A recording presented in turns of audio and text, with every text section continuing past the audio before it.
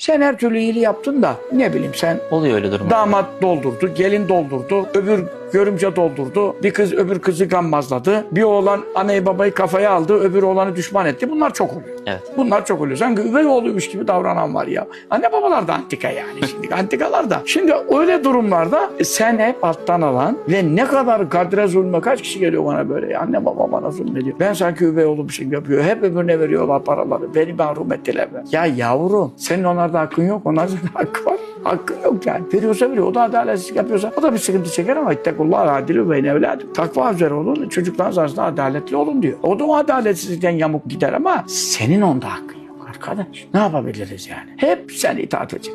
Ama sen hiçbir yanlış yapmadın da hissi davrandılar, dolduruşa geldiler, sana kızdılar. Ondan Allah sana zarar vermez. Ama zerre kadar dahlin olmayacak.